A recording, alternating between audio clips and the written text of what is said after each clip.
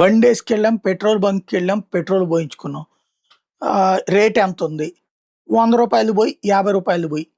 లేదా అది గనక ఇప్పుడు 119 110 ఉంది. అదో రూ. 10 పెరిగిందంటే గనక ఎవడో మోడీ గాడైనా చేసింది.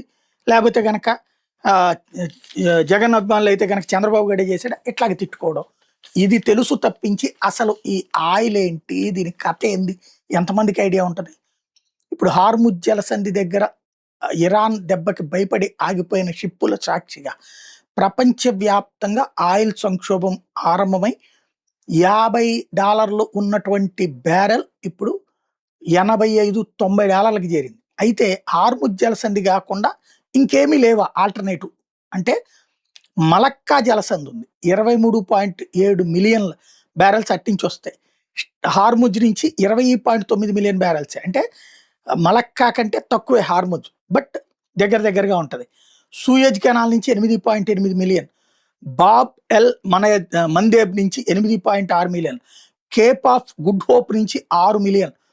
డానిష్ స్ట్రైట్ నుంచి 4.9 మిలియన్. టర్కిష్ స్ట్రైట్స్ నుంచి 3.4 మిలియన్లు. పనామా కెనాల్ నుంచి 2.1 మిలియన్ బ్యారెల్స్ ఉంటాయి.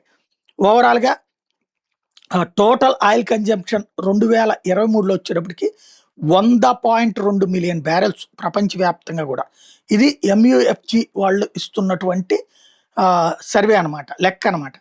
కాబట్టి ఇప్పుడు ఉన్నాయి మార్గాలు. కాకపోతే ఒకటి ఆగినప్పుడు ఆటోమేటిక్‌గా కొన్ని క్రైసిస్ ఉంటాయి అనమాట.